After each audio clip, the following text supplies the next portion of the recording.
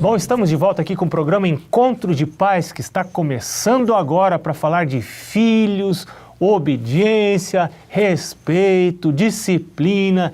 E aí, é fácil ou é difícil? Bom, para conversar sobre esse assunto está com a gente aqui o pastor Udolci Zukovski. E ele tem experiência, já trabalhou 21 anos como líder de jovens desbravadores, aventureiros, por várias regiões do Brasil. Agora é o líder sul-americano de desbravadores e aventureiros. Ele também possui mestrado em teologia e é pai de 3 filhos adultos, jovens, mas já adultos. Mas antes de nós conversarmos sobre esse tema que é muito interessante para nós pais, eu quero apresentar para você a sugestão de literatura que nós sempre mostramos aqui no programa Encontro de Pais, que é o livro Orientação da Criança. A gente sempre fala do mesmo livro porque nós acreditamos que esse livro é extremamente importante para pais como você, que tem interesse não apenas no sucesso do seu filho nessa vida, mas está esperando e investindo também na vida eterna do seu filho. Então, você pode adquirir esse livro e outros bons livros sobre família neste site que aparece aqui embaixo na nossa tela, cpb.com.br. E agora sim, vamos conversar com o pastor Udolci. Pastor, hoje a coisa não está fácil. Os professores dizem que cada ano a indisciplina aumenta entre os alunos das escolas em geral. Qual é a solução? A pergunta é fácil, a resposta é mais difícil um pouquinho, né? É interessante realmente como é o número, como aumenta a desobediência, a falta de respeito, não só aos pais, autoridades em geral, né? Parece que se é uma autoridade, então eu desconfio. Se há governo, sou contra. É, exatamente. Parece que assim, se alguém está numa posição de mando ou de liderança, de coisa assim, isso aí deve ser corrupto, ou deve que desafiar, ter comprado o cargo dele, ou eu tenho que ver se ele é realmente líder ou não, né? Isso acontece em casa e fora de casa, né?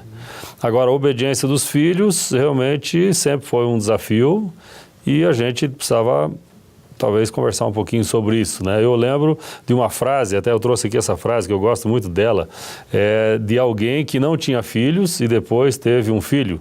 Qual é a ideia, né? Porque sempre quando você vê os filhos dos outros, você diz assim, mas que filho desobediente, mas o pai não toma uma posição, como é que a mãe deixa o menino gritar? Falta de controle. Parece que não tem conhecimento do assunto, etc, né? Então a frase diz assim, ó, nenhum de meus filhos, costumava eu dizer, antes da cegonha aparecer, jamais gritará ou raiva terá. Não vai morder, arranhar ou bater. As fraldas bem cedo eles hão de deixar, e em frente à televisão não irão se assentar. Comida no prato eles jamais deixarão, e como os filhos dos outros, eles nunca serão. Mas com a chegada do filho querido, que a todos faz rir, há 40 milhões de palavras a engolir. E é mais ou menos assim, né? Quando a gente era solteiro, a gente tinha uma ideia, né? Que os nossos filhos não vão fazer essas coisas. Depois vem os filhos, aí fica mais complicado. E aí, então a gente assume a indisciplina e fica por isso mesmo? Na verdade, a primeira coisa que eu penso é com respeito a que os filhos são diferentes. Aquilo que funcionou para um filho, às vezes não funciona para o outro, né? E eu sugiro algumas coisas, eu andei lendo algumas coisas, quando eu lidava com o Departamento de Lar e Família, a gente falava sobre esse assunto e achava que era interessante compartilhar isso com os pais. Há algumas coisas que nós podemos fazer para que o filho seja obediente, algumas atitudes, algumas decisões que pode fazer. Inclusive, a primeira delas é uma coisa que pode fazer antes mesmo de o filho falar, que é uma lei que diz que a obediência deve preceder a razão. Em outras palavras. Então isso quer dizer que não é preciso pensar para obedecer. O filho, mesmo antes de falar, ele já sabe obedecer ou desobedecer. Aliás, a gente vê nas crianças de colo, que tem algumas crianças que parece que a mãe não tem controle nenhum sobre elas. E outras que o que você vê é que a mãe realmente ensinou antes de pensar ou antes de falar. Então tem pais que parece que esperam o filho crescer para ensinar a obediência. Ele não entende nada, ele é muito pequenininho, está no colo ainda. Deixa ele dar tapa no meu rosto, gritar quanto quiser, chutar as coisas. Né? E aí depois ele fica com dificuldade de ensinar a educação, o aprendizado da obediência. Né? O fato de preceder a razão é porque a gente pensa que ele não sabe falar, então ele não é nada. Mas ele é gente, ele é uma pessoa, ele não é um animalzinho irracional. E ele sente quando ele consegue as coisas. Então, se ele consegue tudo pelo choro, ele vai continuar fazendo isso até que ele comece a falar, aí já ficou meio tarde para ensinar. Interessante que esse livro aqui diz que o tempo que a gente tem para ensinar domínio próprio e obediência pressupõe ter domínio próprio. Se a criança não se controla, não controla os seus desejos, não vai obedecer, vai fazer sempre o que quer. Sim, sim. Ela diz que o tempo para a gente ensinar domínio próprio é até os 3 anos, né? Fiquei impressionado com isso. E é o tempo, e a maioria dos pais, depois dos 3 é que aí começa a querer ensinar, mas aí já ficou Pau tarde. Que nasce torto, cresce torto e morre torto, né? Diz o ditado. Eu penso em algumas outras coisas que podem ajudar o filho a ser obediente. Primeiro, que eu falei, ensinar isso antes dele começar a pensar, já ele saber que há limites, que se ele está chorando uma situação que você vê que é uma manha, então ele chora, continua chorando um tempo até ele cansar, ninguém vai morrer de chorar. Né? Inclusive, alguns pais até fazem isso para a criança dormir à noite. Ela fica chorando, deixa chorar um pouco lá, não tem problema. A minha filha chorou um pouquinho lá, 1 hora, 1h30, aí... O meu filho foi mais fácil, com 20 minutos ele já entendeu, é melhor dormir mesmo, não vou continuar chorando. Né? Nós fizemos isso também. Agora tem um tipo de choro que os estudiosos aconselham a cuidar com ele, que é o choro de rebelião, né? Tem algum choro que é um grito provocativo de rebeldia. Esse a gente tem que dizer, olha... Ah, pois é. Esse não. Há um limite, né? Há um limite, né? Outra coisa é a gente ser consistente, né? Se a gente tem alguma lei dentro de casa, e deve haver leis, deve haver limites, porque a casa não é uma baderna, não é uma bagunça. Casa, né? da avó Joana, da avó Joana, da mãe Joana. Popular, né? Tem que haver os limites e tudo, e os limites são saudáveis. Apesar de hoje tanta gente dizer, não, deixa o seu filho livre, ele escolhe o que ele vai fazer, ele não sabe escolher o que ele vai fazer. Claro. Ele não está na idade de maturidade para escolher. Só depois, quando já está mais adolescente para jovem, aí é diferente. Mas no começo é importante, claro, sempre na vida, ser consistente. Se tem um horário para dormir, é esse horário sempre. Né? Se você ficar variando, você cria confusão na mente da criança. Ele não sabe, espera aí. Então, segunda pode, terça não pode. Quer dizer, quando ele está bonzinho, eu consigo as coisas. Quando ele está com raiva, eu não consigo. Então, vou esperar ele ficar bonzinho para eu conseguir as coisas. Então, a ser consistente. Você diz, a criança pensa isso, né? Sim. O meu pai, quando está irritado, ele não deixa. Quando ele está bonzinho, ele deixa. Seria não, isso? E mais ainda, além disso, a criança faz assim. Ela quer alguma coisa e ela sabe que um dos dois é o mais duro, então ela vai com o outro, né? Não, eu não vou pedir para o meu pai dinheiro porque ele não vai me dar, mas eu peço para a mãe, porque a mãe, coitadinha, tal, ela fica lá e me dá o dinheiro. Então ele sabe como conseguir. E aí a consistência é entre os dois também, que a mesma regra seja dos dois. A mãe diz, olha, filho, não vamos poder dar dinheiro agora e tal, seu pai também falou que não e pronto. Ora, né? Um dia eu escutei alguém dizer uma coisa muito interessante. Se a mãe proibiu, o pai não pode permitir sem primeiro que a mãe libere a proibição.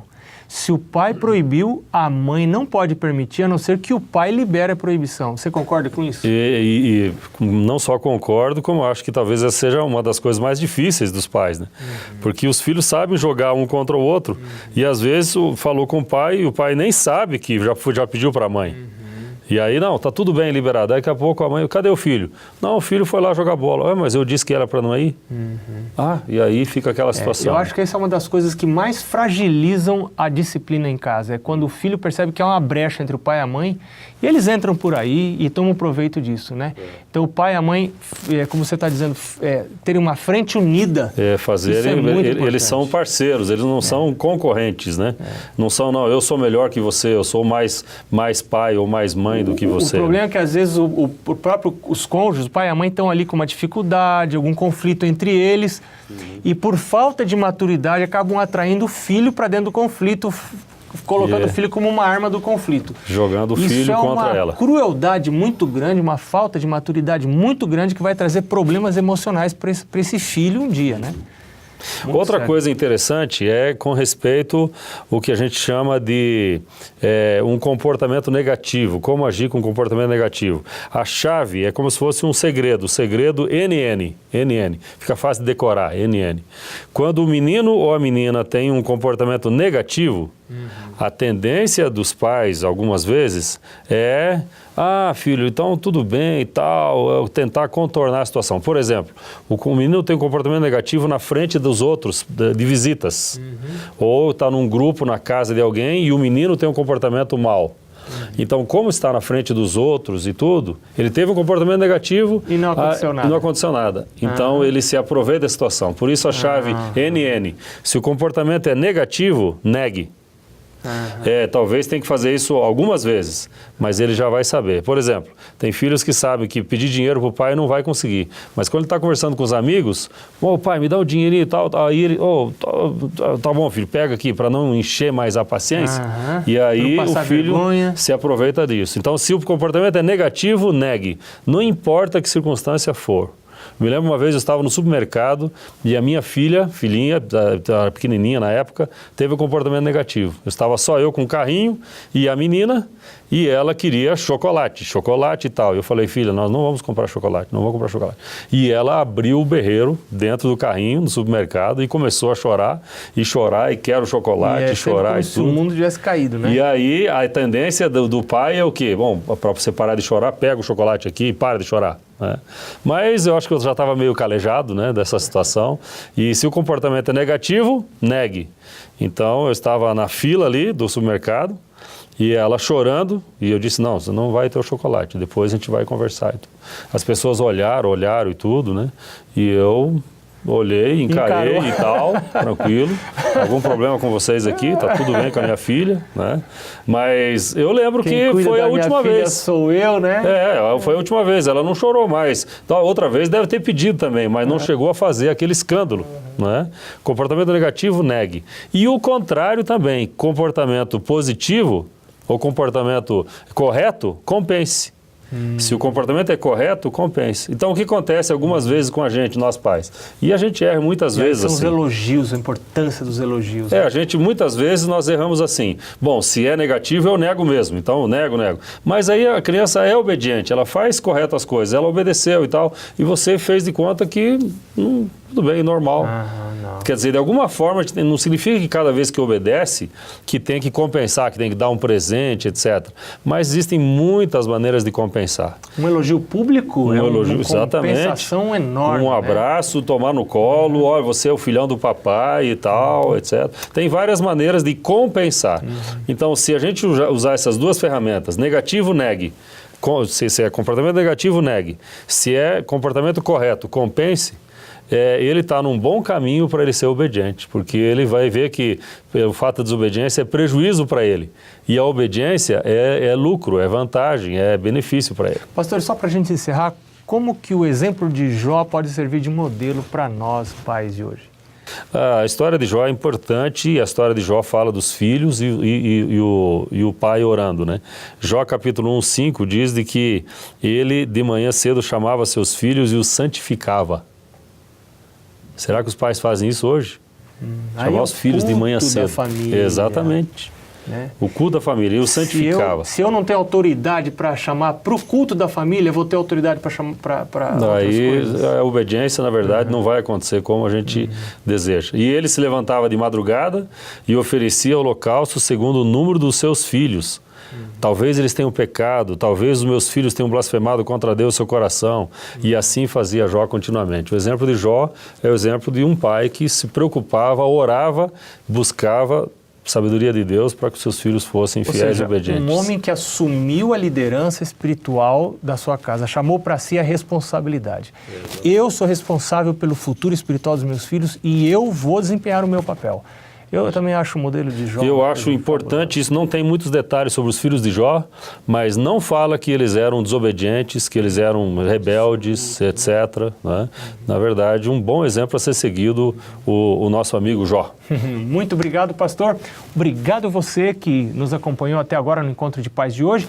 Você vai ficando aí com as perguntas que você baixou no site, você pode baixar nesse site que está aparecendo aqui na sua tela. A gente deseja todas as bênçãos de Deus para você, para a sua família, para os seus filhos e para a sua casa. Um abraço e até o nosso próximo programa.